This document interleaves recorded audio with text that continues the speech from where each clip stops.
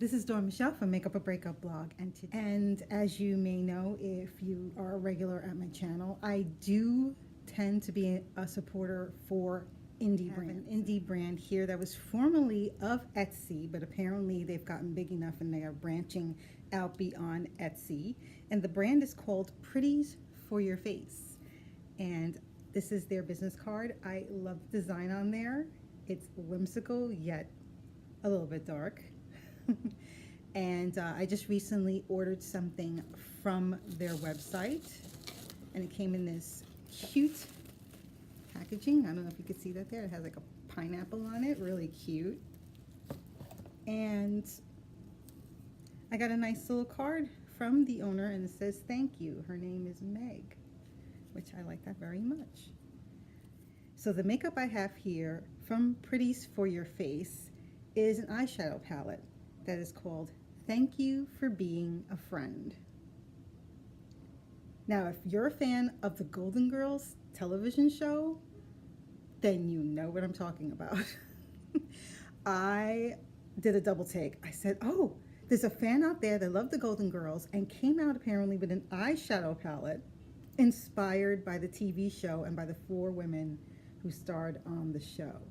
And if you're familiar with the Golden Girls, which is a show that came out, I think, in the 80s, and it was based in Miami, Florida, with these 4 older ladies that shared a house. This is the kitchen where they would sit and gather to just gossip and talk and work out problems in the kitchen over coffee and cheesecake. I'm opening it now. Oh, how pretty. Look at these colors. Look how pretty. This one is called Sabornak. And this is named after the 2 characters on the show that are related as mother and daughter, and that's Dorothy and Sophia Sabornak.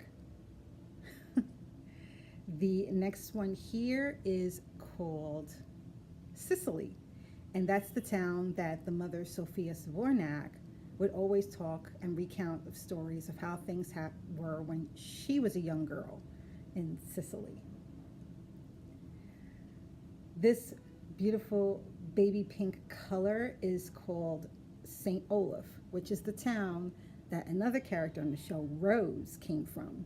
And Rose would be considered sort of like the ditzy blonde, but well-meaning blonde. She doesn't mean, she tends to come off very sheltered in her life.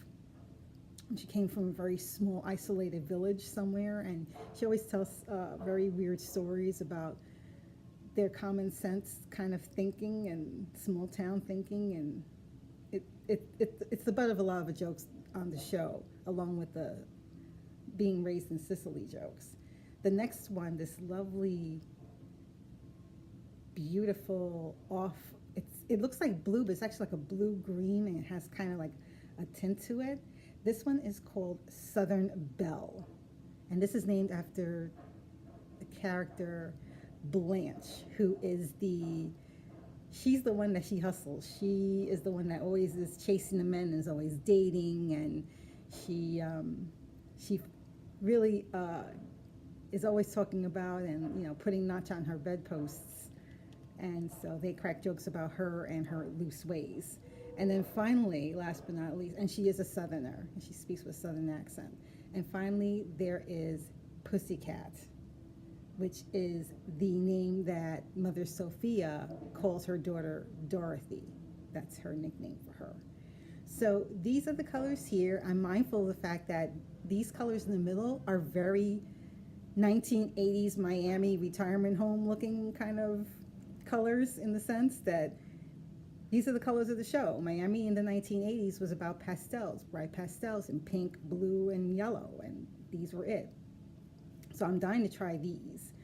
These seem like shimmers, but I'm told that this one is a matte, a semi-matte, so that's interesting. I posted a sneak peek of the swatches on my Insta, because I was asking people, guess who, like, what do they think the palette, like, where it came from? And so far, no one has really figured it out. So I'm gonna just do a real-time swatch here. It feels very buttery, the shimmers here. This one is a shimmer. The next one is Sicily, and then St. Olaf. So these are the colors look. They seem very shimmery. I'm gonna put them here like so. 1, 2, 3. And look at that. Now the shimmer here comes off kind of chunky. I don't know if you can see that, but it comes off kind of chunky, and I did get some fallout. So I'm going to do Southern Belle here, and then trying to figure out, I think this is Sabornak. Southern Belle and Sabornak. Again, you see chunks of the more glittery ones, and this one is the semi-matte, so this is not as chunky. And this is kind of in between the chunkiness and the not chunky. It doesn't give as much fallout as, see, look at that. But the colors themselves are beautiful. Let me see if I can get that on camera so you can see. You see that? There we go. Very pretty colors.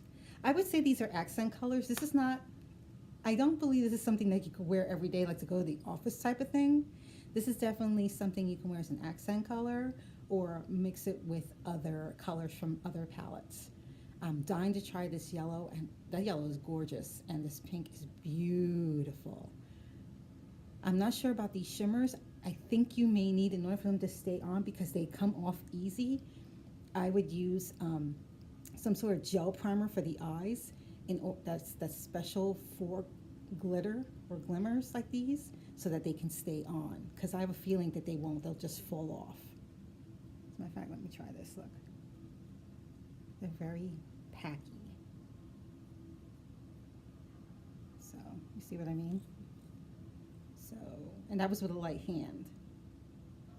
But still, the colors are very, very pretty. And this is the packaging on the back, so you can see what they look like as well.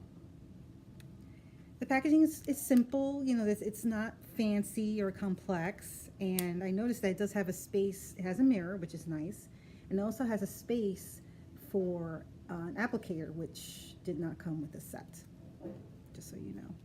Now, for all of these eyeshadows, the 5 that are in here, it does state a main base or chemical that, or something that they all use. It's not really a chemical per se.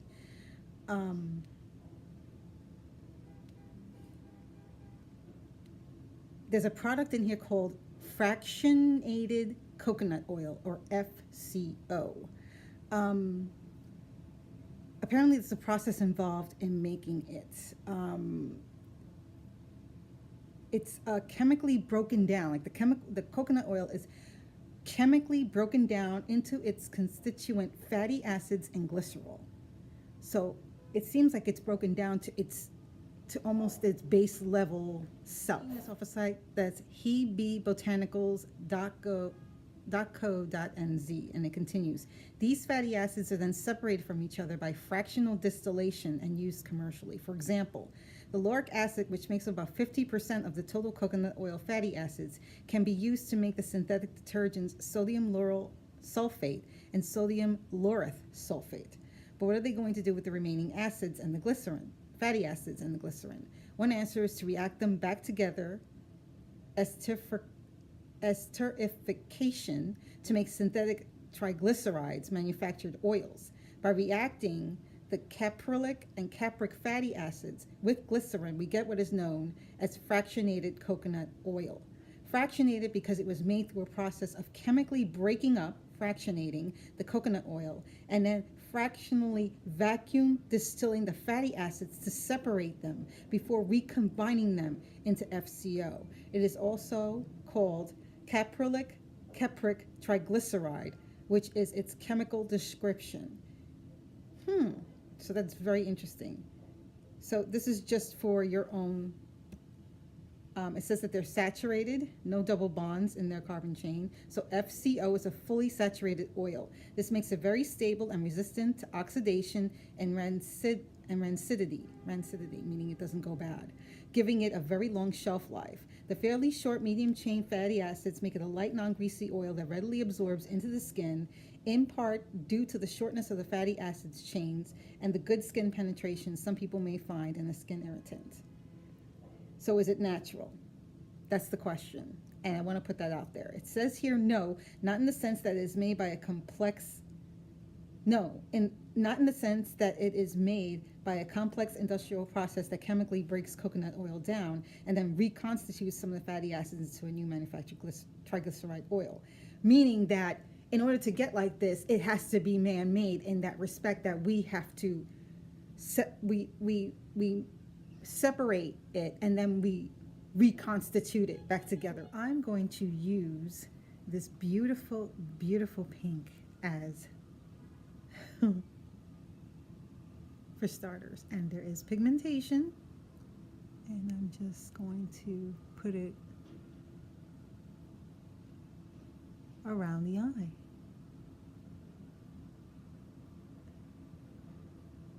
And I'm so far loving it. Again, I'm just washing the lid with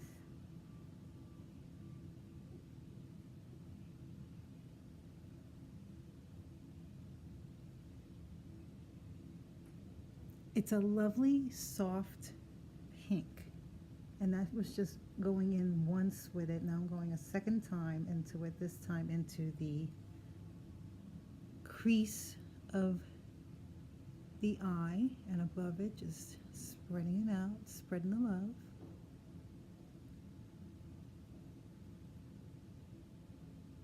And I'm liking it. It's very pretty, very soft, very spring-like.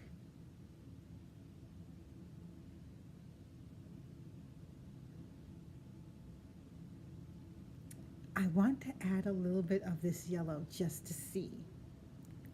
I don't know if I should use the same brush. I think I will want a little more focus in it. You know what? Let's just try to see what happens. I'm dipping it in there now, and there is pigmentation. So I'm putting the inner corner just to see.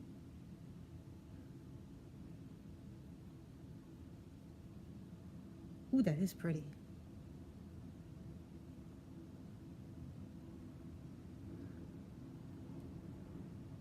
Wow, okay, that's pretty nice. And this is with a fluffy brush. It's not with, I'm not packing the color on.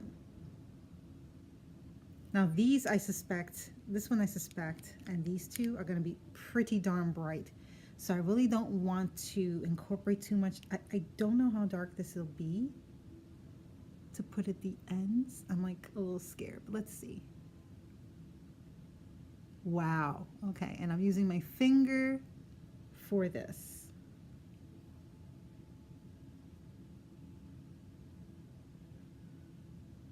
Wow. And then I'm going to go back in and blend with the brush.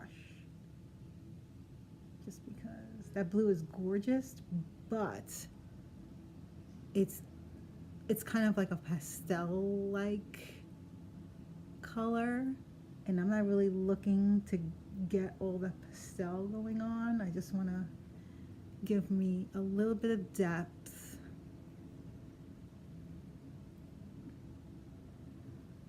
You know, as well as keep a day look that's not going to look too glary. As far as these are pretty strong in the shimmer, so I'm going to use my finger again.